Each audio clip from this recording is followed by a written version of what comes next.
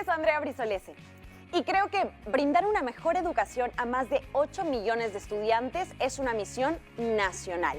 En esa misión, todas y todos tenemos un rol, dentro y fuera de las clases. Desde familias y estudiantes hasta docentes y directivos, desde especialistas y administrativos hasta cada persona en nuestro barrio o comunidad. La educación nos permite crecer como personas, profesionales y ciudadanos. Y hoy más que nunca nos reunimos para que nadie se quede atrás. Hoy tenemos una nueva oportunidad para seguir aprendiendo. Por eso recuerda, no bajemos la guardia, porque cuidándonos, cuidamos a las demás personas, para que juntos podamos seguir aprendiendo.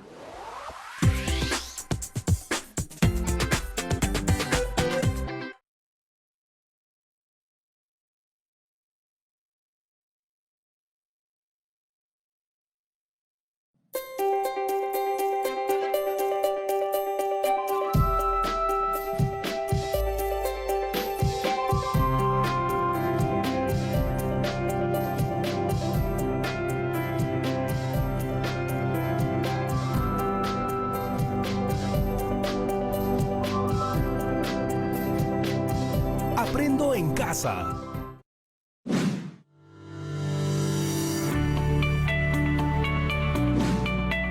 Bienvenidas y bienvenidos, chicas y chicos de quinto de secundaria. Muy buenas tardes a todas y a todos en sus casas. Espero que estén listos para empezar un nuevo programa de Aprendo en casa para quinto de secundaria. Una iniciativa del Ministerio de Educación para que estudiantes de todo el Perú puedan seguir aprendiendo desde sus hogares. Para los que nos ven por primera vez, somos Brigitte y Mario y estamos muy felices de acompañarlos en este programa. Así es, espero que estén listos para el aprendizaje del día de hoy. Y que también tengan a la mano todos sus implementos para hacer apuntes. Mario, a lo largo de varios programas hemos investigado sobre las plantas medicinales y sus efectos positivos. Claro que sí. Hemos hablado del llantén, la muña, la hoja de coca, la uña de gato y muchas otras que se encuentran en nuestro país y que sirven para curar y aliviar muchas enfermedades y males. Así es, y las propiedades curativas de esas plantas se pueden encontrar en un nivel que es aún más pequeño que lo microscópico. ¡Oh, qué interesante, Brigitte! ¿Algo más pequeño? ¿Podría ser a nivel molecular? Entonces, ¿cuál es el propósito del programa de hoy? El propósito es que las y los adolescentes reconozcan los tipos de enlaces químicos entre las sustancias y cómo las propiedades de los principios activos de las plantas medicinales dependen de ellos. ¡Excelente, Brigitte! Ahora nos toca empezar la videoconferencia con distintos estudiantes de la Promo 2021 de varias regiones del país, a los que les haremos preguntas sobre este tema. ¡Genial! Vamos de una vez a escuchar sus respuestas y comentarios. ¿Cuál es la primera pregunta, Mario? Veamos. ¿Qué sustancias conoces que se unen para formar una nueva? Bueno, aquí estamos hablando de compuestos. Por ejemplo, si el hidrógeno y el oxígeno se unen, pueden llegar a formar un nuevo compuesto que vendría a ser el agua. Ahora viene la segunda pregunta. ¿Qué elementos químicos pueden contener las plantas? Plantas pueden contener hasta 60 elementos químicos, de las cuales 16 son esenciales para su normal desarrollo. Entre estos elementos se encuentran el carbono, el hidrógeno, el oxígeno, el nitrógeno, el fósforo, el potasio, el calcio, el magnesio, el azufre, el hierro, el manganeso, el boro, el molibdeno, el cobre, el zinc y el cloro. Y la última es, ¿cómo están unidas y por qué se unen las sustancias? Los átomos, por estar unidos, adquieren una situación más estable que cuando estaban separados, y esto permite que pueda existir la naturaleza.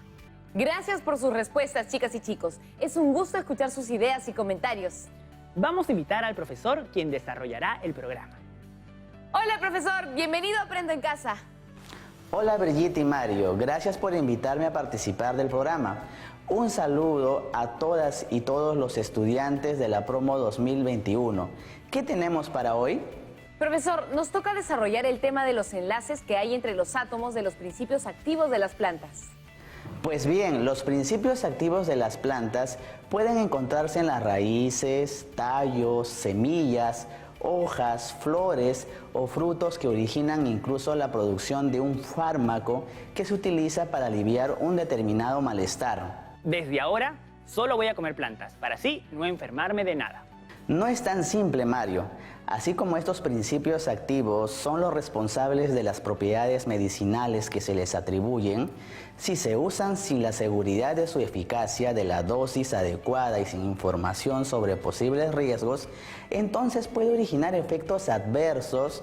Por eso no debemos automedicarnos. ¿Y cuáles son las plantas con propiedades medicinales más utilizadas actualmente? Pues tenemos la menta, con nombre científico Mentha piperita, que es una de las varias especies que existen.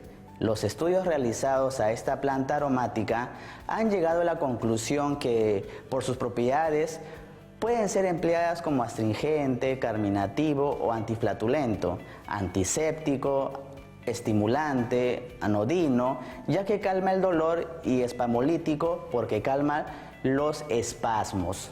Profesor, ¿y cuáles son los efectos de esa planta? Los estudios dan a conocer su efecto antiviral, antifúngico, antibacteriano, antiinflamatorio y espasmolítico. Su aceite esencial tiene como principal sustancia el mentol. Este es el responsable de sus acciones farmacológicas. Este aceite está aceptado oficialmente en algunos países y se reconoce como fármaco de venta libre para los cólicos del tubo digestivo y los padecimientos espásticos de las vías biliares. Se emplea para el tratamiento de síndrome del intestino delgado. Ah, claro. Me acuerdo que cuando era chica tenía crisis de asma y mis padres usaban mentol para frotarme en el torso y ayudarme a respirar mejor. Sí, pero también se sabe por los estudios científicos que el uso inadecuado del aceite de menta piperita o tomar grandes cantidades de té de menta genera efectos como pirosis o ardor desde el estómago hasta la faringe, regurgitaciones, ardor epigástrico, náuseas o vómitos. Incluso las personas con hernia hiatal o reflujo gastroesofágico no deben consumir menta. También existe el riesgo que el té de menta agrave los cálculos biliares y la acidez estomacal. ¿Y qué principios activos tiene la menta piperita? Tenemos el mentol, el cineol o eucaliptol, el limoneno, fenoles, flavonoides y taninos. Todos estos compuestos son los que confieren a la menta sus cualidades terapéuticas. El mentol también alivia los dolores musculares. Así es, el mentol es un alcohol, un compuesto orgánico que se obtiene de plantas como la menta piperita. La UPAC son las siglas en inglés de la Unión Internacional de Química Pura y Aplicada, UPAC, y es el organismo internacional que tiene como miembros a las sociedades nacionales de química. Se encarga de las fórmulas y nombres de las sustancias para que en todo el mundo se reconozcan igualmente y no exista confusión. Entonces, el mentol también tiene su propio nombre UPAC. Por supuesto, Mario. El nombre UPAC del mentol es 2-isopropil 5-metilciclohexanol y su fórmula global es C10H20O. C10H20 y O se extiende un átomo de oxígeno.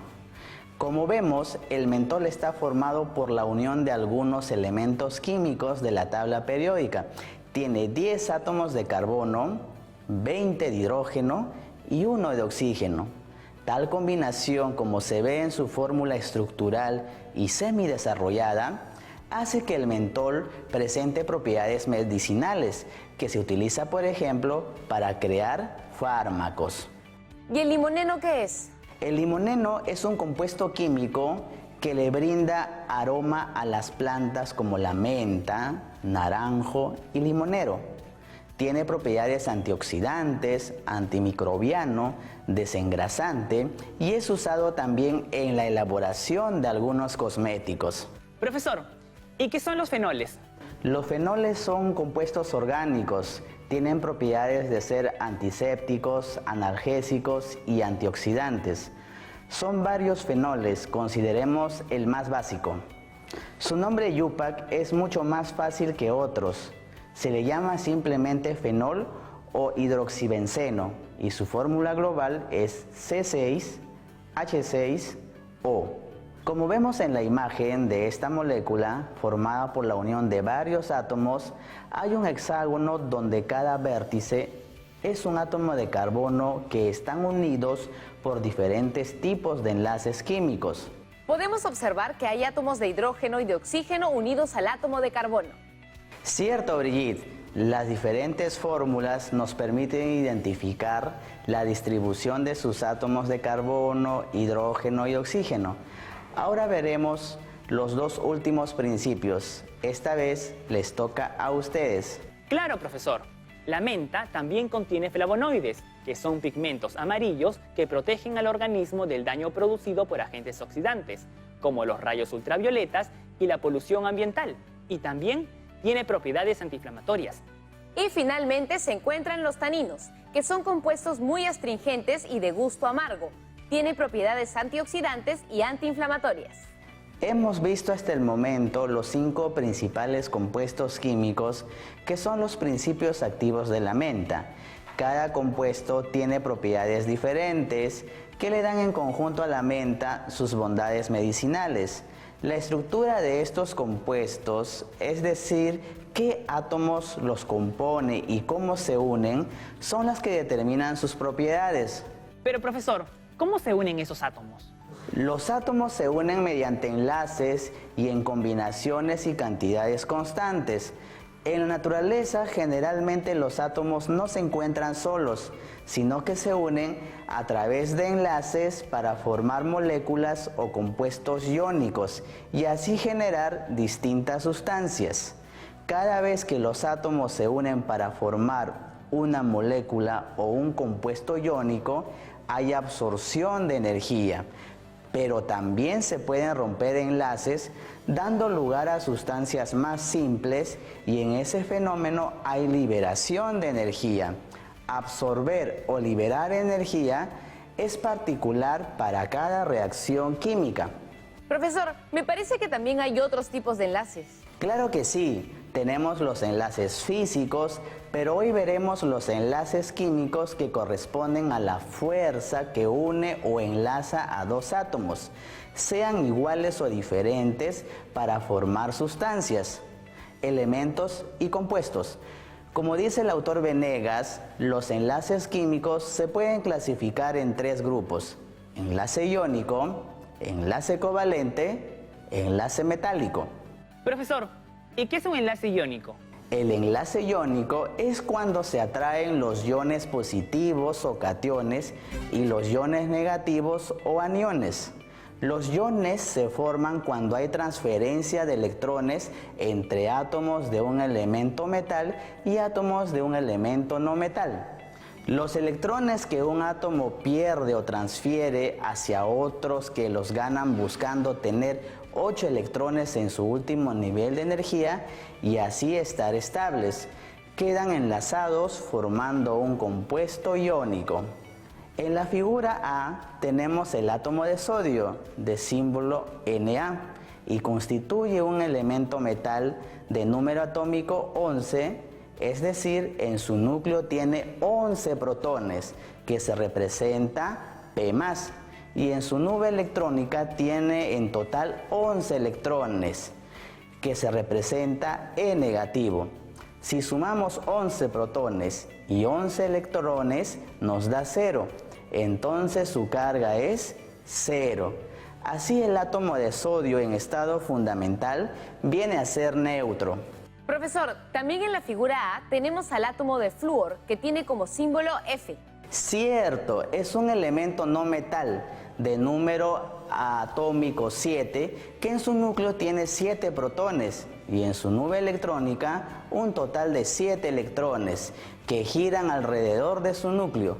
Si sumamos 7 protones, 7P+, y 7 electrones, 7E negativo, nos da 0. Así el átomo de flúor en estado fundamental es neutro. ¿Y cómo se da un enlace químico?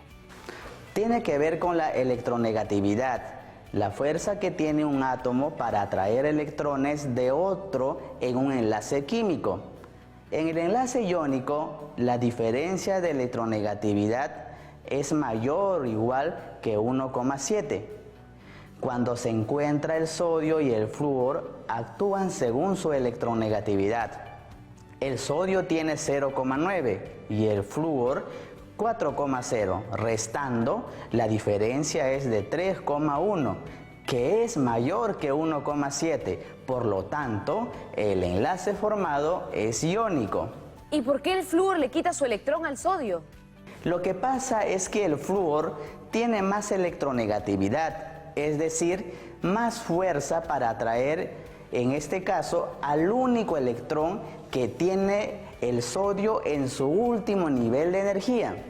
Y el sodio, al tener menos electronegatividad, le transfiere o cede su electrón al flúor.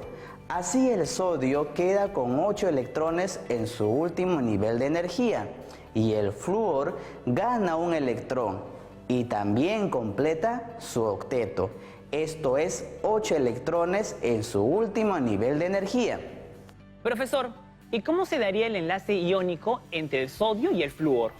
En la figura B tenemos el átomo de sodio o Na, que tiene un electrón en su último nivel de energía y lo pierde para quedar con 8 electrones en su anterior nivel de energía, cediendo su electrón al flúor. Así el sodio se convierte en catión con carga positivo, llamándosele catión sodio, cuya fórmula es Na+, o también podemos decir sodio 1+. ¿Y qué sucede con el átomo del flúor? Bueno, tiene 7 electrones en su último nivel de energía, por ello tiene la posibilidad de atraer a un electrón y así completa 8 electrones, lo que lo transforma en el anión fluoruro, F-. Al encontrarse con el sodio como el flúor, tiene mayor electronegatividad, le quita el electrón. ¿Y cómo se llama el compuesto iónico formado? Se denomina fluoruro de sodio y se representa como NaF. En ese proceso hay intercambio de energía.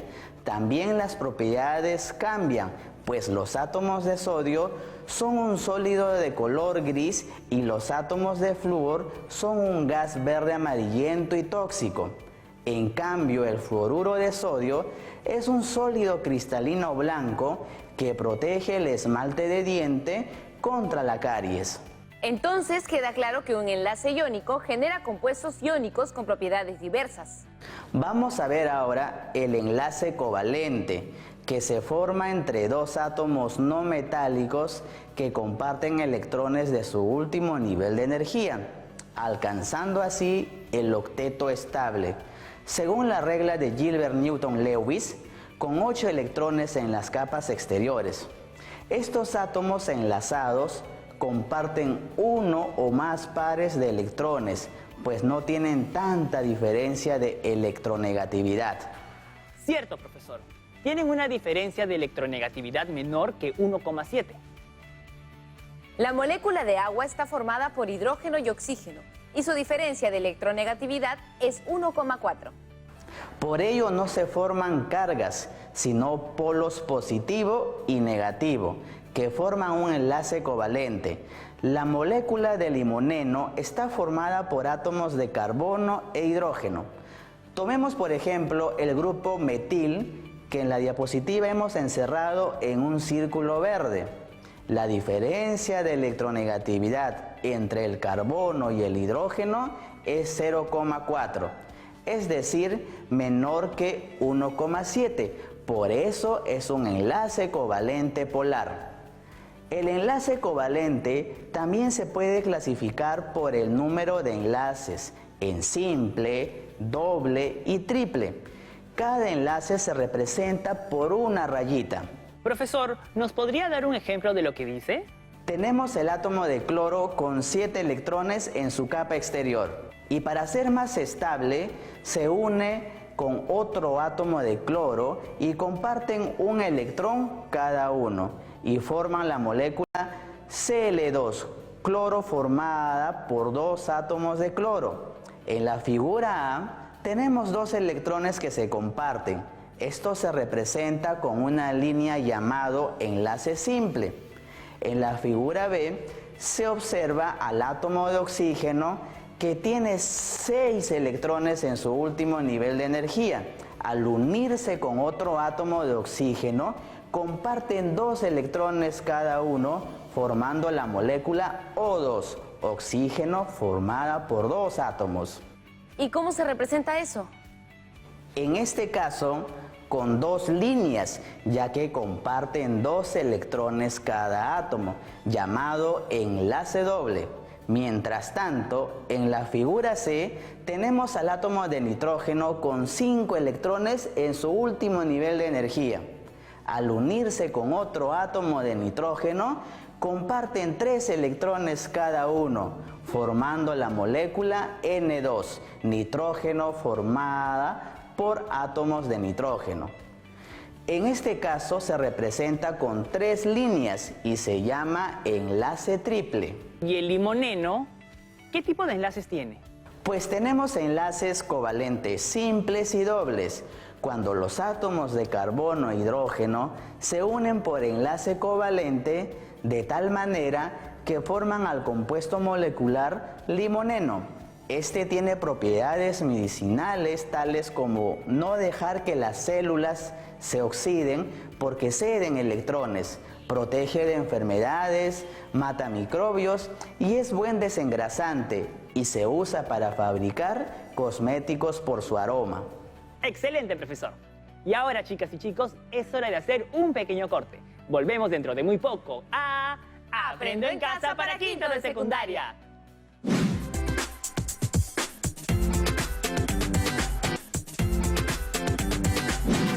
Ya estamos de regreso con Aprendo en Casa para quinto de secundaria. Antes de la pausa, hemos estado revisando los enlaces iónicos y los covalentes. Ahora es turno de conocer además los enlaces de los elementos metálicos. ¿Cuáles son sus características, profesor?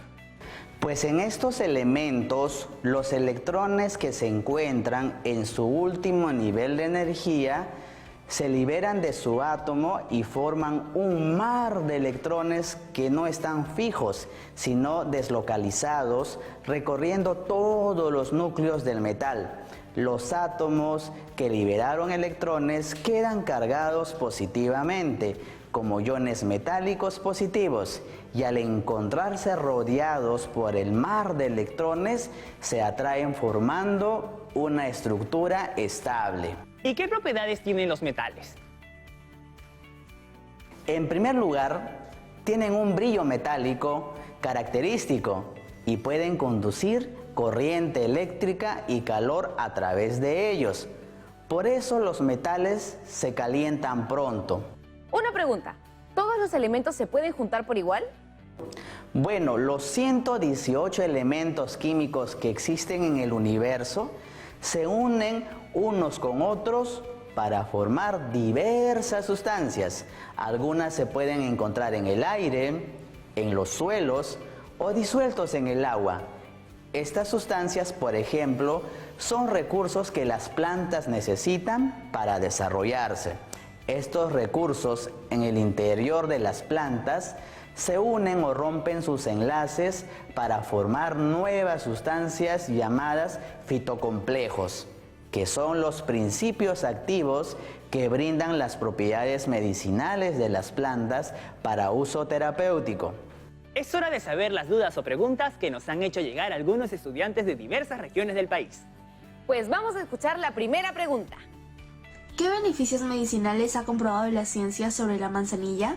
Tradicionalmente, la manzanilla se toma en infusión como desinflamatorio, aliviar los cólicos digestivos, náuseas, distensión abdominal y flatulencias.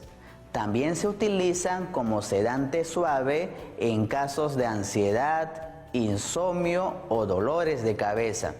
También se utiliza para el tratamiento local de inflamaciones o infecciones de piel y mucosas, como en la conjuntivitis e inflamaciones bucofaringeas.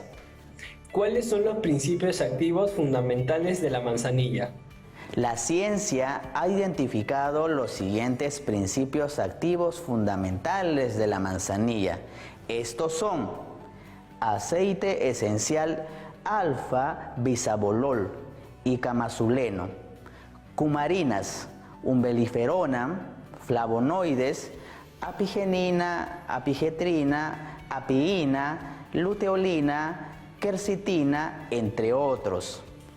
Polisacáridos mucilaginosos, lactonas, sesquiterpénicas, matricina y matricarina.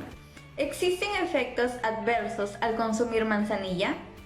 Probablemente, debido a la presencia de lactonas sesquiterpénicas en su composición, la manzanilla presenta riesgos de reacciones alérgicas en personas sensibles a las plantas de la familia de las asteráceas.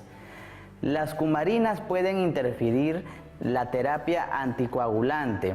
El uso de preparados a base de manzanilla no se recomienda a lactantes en la primera dentición, tampoco su uso durante el embarazo o la lactancia.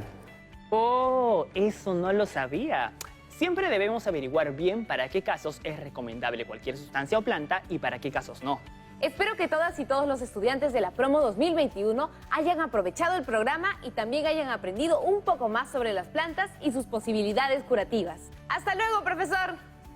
Antes de terminar, vamos a hacer un pequeño recuento de lo que hemos tratado el día de hoy. Hemos visto cómo los átomos se unen, por ejemplo, mediante enlaces químicos que forman compuestos como los principios activos de las plantas.